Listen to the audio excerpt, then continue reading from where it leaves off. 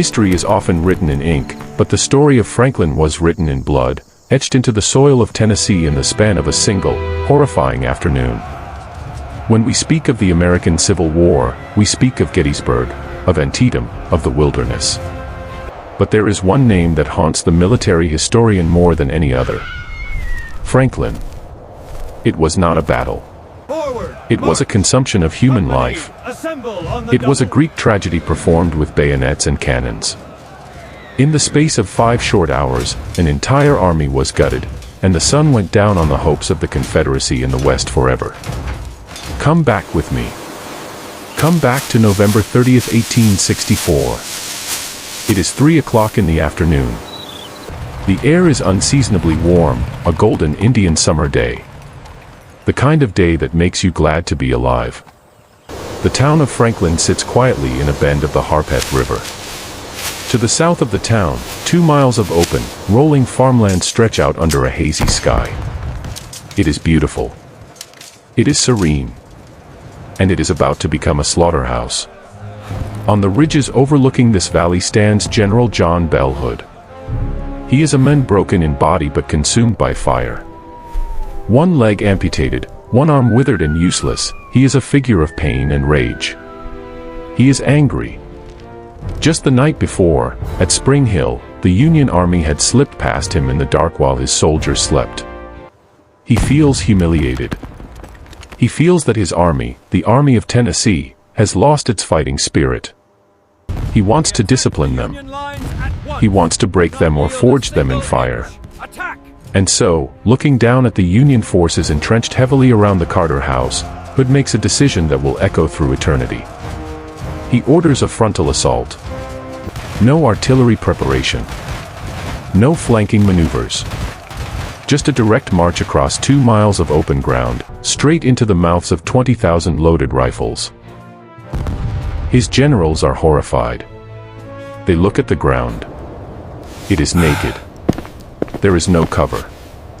Not a tree, not a hill. Just open fields.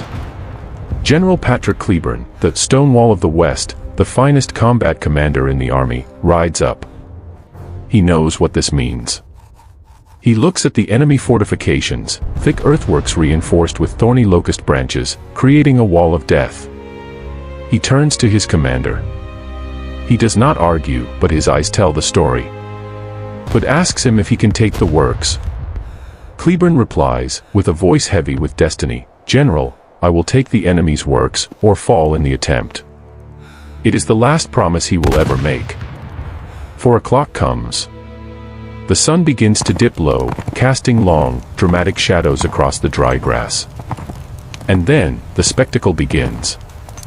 This is not the creeping warfare of the trenches of World War I. This is the last gasp of Napoleonic grandeur. 20,000 men. 18 brigades. Over 100 regiments. They step out of the woods and form a line of battle that stretches for 3 miles. It is a sight of terrifying beauty. The regimental bands begin to play. The Bonnie Blue flag and Dixie float across the meadow. Tattered battle flags, bullet-written from a dozen previous battles, snap in the breeze.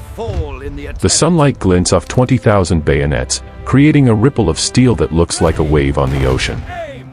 Rabbits and quail, flushed from their hiding spots by the marching feet, scurry frantically across the field, sensing the coming storm. On the other side, behind the earthworks, the Union soldiers watch in awe. They have never seen anything like this. It is a parade. A pageant of war. But their hands are sweating on the stocks of their Spencer repeating rifles. They know the geometry of the kill. They have created a kill box, a semicircular trap where crossfire will shred anything that enters. They wait. They wait for the gray wave to come closer. The order is given. Right shoulder shift. Then, trail arms. And finally, double quick. The walk becomes a trot. The trot becomes a run. The silence of the afternoon is shattered. The rebel yell rises from thousands of throats, a high, thin, terrifying scream that chills the blood. And then, the Union artillery opens up. Great plumes of dirt and smoke erupt in the Confederate lines. Canister shot, like giant shotgun shells filled with iron balls, tears through the ranks. Men disappear in pink mists. But the line does not stop. It closes up. The gaps are filled. They keep coming. They are driven by a desperate courage, a madness born of pride. They reach the outer lines. A panic ensues. 2 Union brigades, positioned too far forward, break and run. They flee back toward the main line, a stampede of blue terrified men. This is the moment of disaster for the defenders. The Confederates are right on their heels. The main Union line cannot fire, for fear of hitting their own retreating comrades. Suddenly, the gray wave crashes into the center of the Union line at the Carter House. The earthworks are breached. The center is broken. For a moment, just a fleeting moment, it looks like Hood's gamble might pay off. But war is chaos, and chaos favors the quick. A young Union colonel, Emerson Optic, sees the collapse. Without waiting for orders, he draws his sword and screams for his reserve brigade to charge. They rush forward, plunging into the breach. They collide with the Confederates in the garden of the Carter House. This is the slaughter pen. The fighting here is no longer war, it is murder. It is hand-to-hand. It is intimate. Men are too close to reload. They use their rifles as clubs. They use bayonets. They use rocks.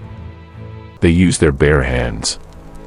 The air is so thick with black powder smoke that day turns into night. You cannot see the sun.